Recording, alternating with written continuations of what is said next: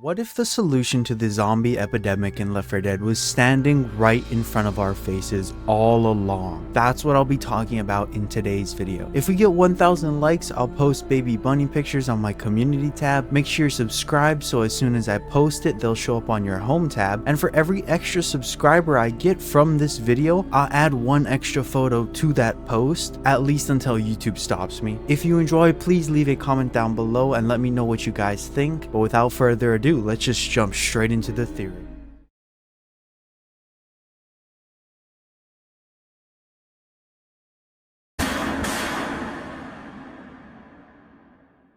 Before we talk about how I believe the zombies in Left 4 Dead will all eventually wither away, we need to take a look at the green flu in terms of it being a virus. I'll be operating under these notions for the rest of the video. The term virus is a very important thing to remember. The green flu, commonly referred to as the infection, is the name given to the virus which caused the current in-universe epidemic. The virus turns the afflicted into a zombie-like being, making them incredibly homicidal. In rare cases, the infected will not turn and instead become carriers. Biologically, the flu seems to be a rabies-like pathogen, and CIDA's designation of the virus as a form of influenza appears to be nothing more than a cover-up to avoid mass panic. You might be asking, why did I go over the definition of the green flu? I thought we were going over how it acts like a virus. Well, I want you to pay attention to a very specific part of this definition. The virus turns the inflicted into a zombie-like being. That's going to be a very important thing to remember, and this comes from the official Left 4 Dead wiki. Now, looking at how a virus works, take this excerpt from Pfizer. Once a virus gets into a host's body, it travels along the surfaces of cells until its proteins begin to bind with receptors on the cells. The virus and the cells then fuse, allowing the DNA or RNA inside of the virus to enter the cells where it begins to reproduce. If enough viral matter is able to penetrate the host cells without being deactivated by the host's immune system or other antiviral mechanism, infection begins in earnest. This is a very simple definition of how viruses work, and I think we can all agree on this. Where the tricky part comes along is in looking at a fictional virus like the green flu, because at the end of the day, it's fictional, right? So if it isn't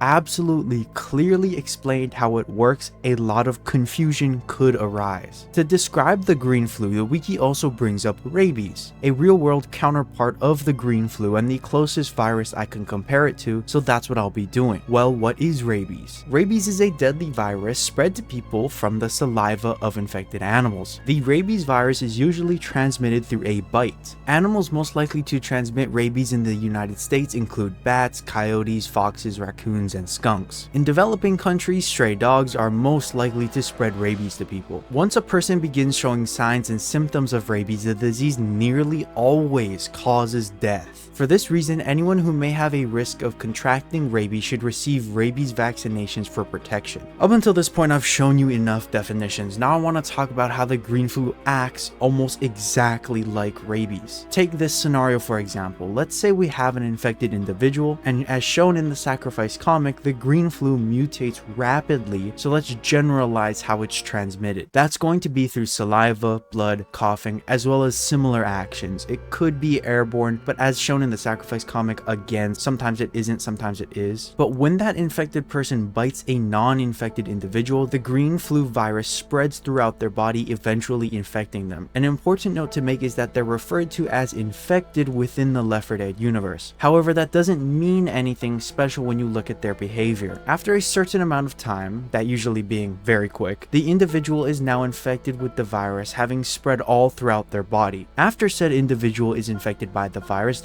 relies on the host organism to live, correct? Meaning that an organism has to stay alive in order for the virus to transmit itself. That's how viruses keep themselves alive. However, the organism, in this case humans, need to eat and drink water in order to live. Infected within the Left 4 Dead universe do not eat or drink anything. You could argue that they might get some nutrients after biting/eating people, but a majority of the infected population wouldn't get enough sustenance to keep their host's body alive. This leads into what I call the withering.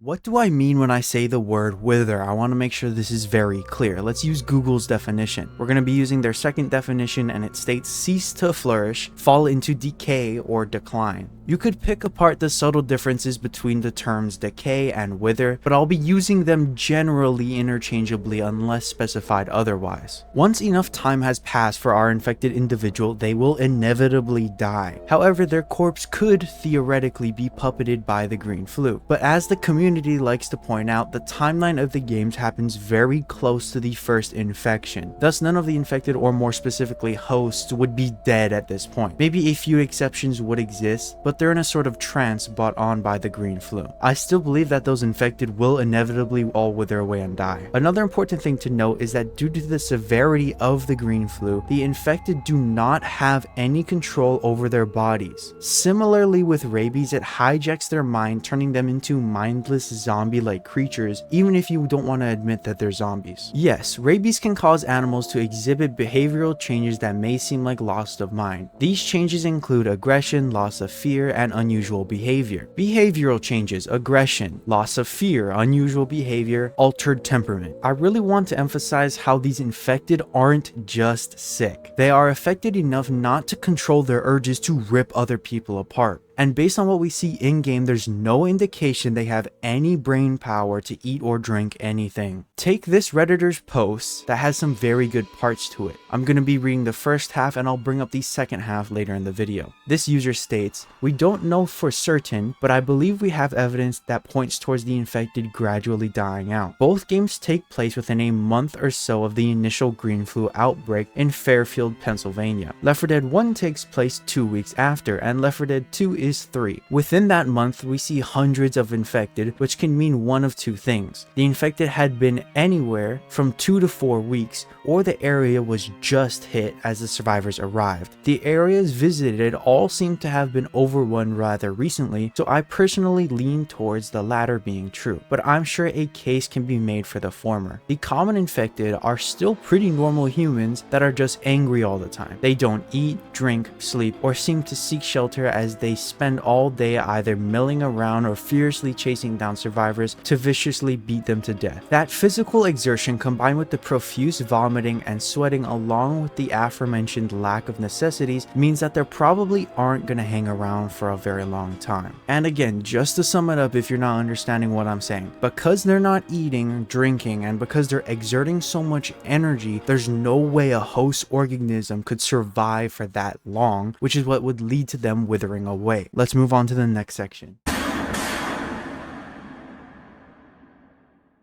I want to move a little bit away from my other video and try to focus more on the withering theory itself. Earlier I mentioned how even if the host dies, the green flu could, keyword could, have the potential to puppet the host's body. Think of Half-Life, how the head crabs jump onto people and control their mind. It's the same concept but with a virus. There are a few details that are different, but I think you understand what I'm putting down. Let's say after a period of time the host dies. If we ignore how viruses actually work for a moment, and we assume the green flu has the power to operate these corpses, that could spell a very dangerous scenario. This is of course if we are under the assumption that they aren't going to wither away and they would somehow have to live. That's why this would apply. There is of course a problem with this. Even though we assume the green flu has the capability to operate a corpse, that corpse will still decompose after a while. And at this point, they almost exactly fit the definition of a zombie because now they're undead. So it's kind of hard to explain because if you have a withering, that means they turn from infected to zombies. And even if this were to happen, I mentioned earlier that they would still all die because the body would start to decay so badly their arms and legs would begin to fall off, making them immovable. Add on to the fact that the green flu would have an infinite amount of energy source in a sense. Energy needs to come from somewhere, like I was trying to make with the point earlier by bringing up food and water. And now that our individuals are actually dead, there's a 0 chance of them eating and their bodies would need to consume energy. However, the virus is still inside of them somehow. You see, when you start to pick apart actual zombie scenarios, they begin to fall apart because of these basic biology concepts. If we ignore for a second that this is a fictional video game, if the infected were to turn into undead, they would wither away a lot quicker than if they were just withering away while infected. I mean, you could argue about this for days, how zombies never take damage or they never wither or they never do this. But in the terms of actually looking at their biology as an infected rather than an undead, it makes sense that the infected would wither away. And even if they don't become undead, that still means that the infected will die, meaning that that zombie or that quote-unquote infected is now immovable, they're gone, they're out of the equation. A point about the special infected also needs to be made. How do they tie into all of this? How does something like the tank exist for more than a couple days? That amount of mass and muscle will consume an ungodly amount of calories per day, yet we established they don't eat anything. This would be even more true for a tank who doesn't seem to care about preserving the body of its victims, opting to smash them to pieces instead. If you try to look at a question like,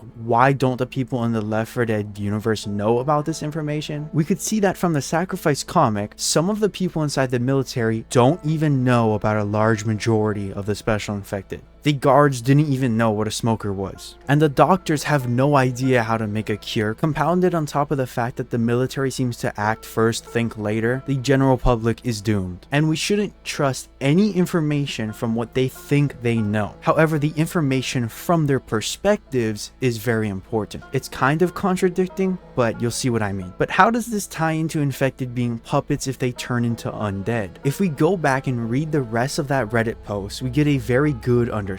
The special infected do present an interesting case as they suggest the infected can survive long enough to mutate. Although this may be an effect of the virus itself mutating, there's also the issue of their deformities. Physical exhaustion aside, each special infected seems like they can easily kneel over because of their mutations. The smoker might grow into a cancerous mass of tumors, the spitter will dissolve herself, the boomer might just burst on their own, and the charger's head is already caved in. So it's a matter of time before one bad charge too many times does him in. The tank is likely the biggest example of the infected dying out with time, as he is shown to eventually die from anger after not attacking for long enough. Likely a result of his heart just giving out on its own. The hunter, jockey, and witch are probably the only special infected whose mutations aren't a ticking time bomb. But natural causes are still bound to creep up on them eventually. Though I believe we do have a 28 days later scenario on our hands, I admit that I could be wrong. There may be pieces of lore to disprove this. Perhaps the green flu mutates so the host body can survive far longer than it should. Maybe some of the things I listed were for the sake of gameplay. Regardless, I believe the infected will die out sooner rather than later. Now let's understand what I just read. In order for the green flu to puppet the corpse without it withering away, it would need to mutate the host body itself to survive the inevitable withering. We have evidence that the green flu can mutate the host, given that the special infected exists. However, there's an important dilemma brought up by this post. If the virus doesn't mutate in a way that self-preserves, the problem still stands. And we have evidence that it doesn't self-preserve because, yet again, the special infected exists. No matter how many times I sit down and think about a way around this, the withering still takes place. In one form or another, whether special infected exists or don't exist, the virus just ends up killing itself. This is extremely strange when you look at how a virus is supposed to work, because they want to keep their host alive long enough to transmit themselves. That's the whole point of a virus. Hijack, transmit, hijack, transmit. But let's move on to our last section.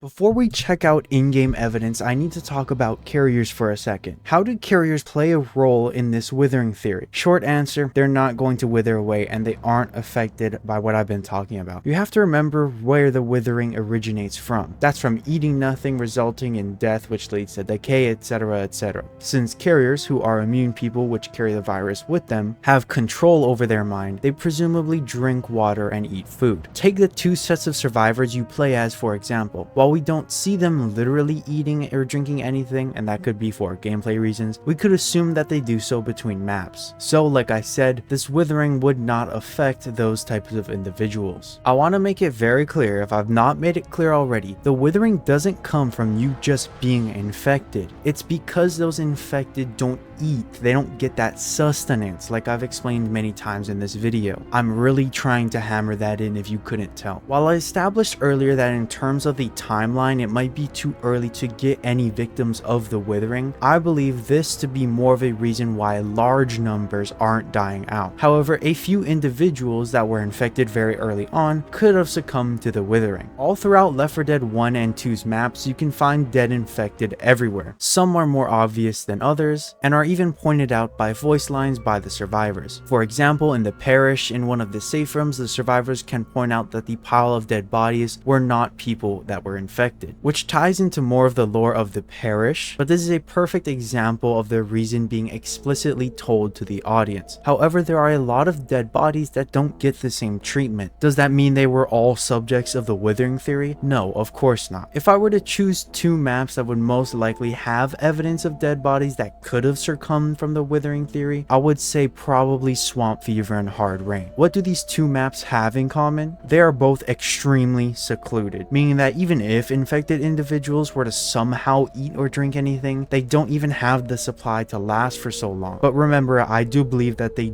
don't drink or eat anything. Let's look at Hard Rain first. There's many dead bodies in and around the sugar mill that you could speculate came from this Withering. However, there is no concrete evidence. If we take a look at some of these bodies, we could infer what happens by using contextual evidence. But some of the bodies that don't have any major wounds or evidence of a fight could very well be Withering victims. Someone in a previous video pointed out that Hard Rain's campaign is one of the brighter ones. People came together and held out at the gas station. Along with the sharing of gas at the gas station, the vibe of the rain clashes with that idea. Combine that with the fact that many of these people could have all withered away makes it such a sad tale. Even the best of people get the bad end of the stick. Now let's look at Swamp Fever. The shanty town, along with the guarded base later on in the level, have a bunch of interesting scenes. There's this one area where someone got killed or bled to death and was dragged from their bed. The shanty town has a surprisingly small amount of bodies in the area. We know zombies wander. Could it be possible that the people of this town wandered away and succumbed to the Withering later on? Again, concrete evidence is very hard to find, but that's what makes theories like this and one similar so interesting to me, is that the amount of wiggle room we have. Think about it, most of Left 4 Dead's storytelling is through the environment, so things that are physically there are important, but things that aren't there are even more important, because those things spark wonder and inspire those who care to think. To sum up this theory, once a person becomes infected, they have a certain amount of time before they start to wither away. This withering is similar to starvation or degradation in terms of the host's body due to their mental state brought on by the green flu. This withering could be seen as a solution to the virus, but in my opinion is inevitable. If you want to hear more about that solution, go and watch my red flu theory video. Thank you guys so much for watching. 1,000 likes and I'll post more baby bunny pictures. Leave some love down in the comments below. Have a nice rest of your day. Peace out.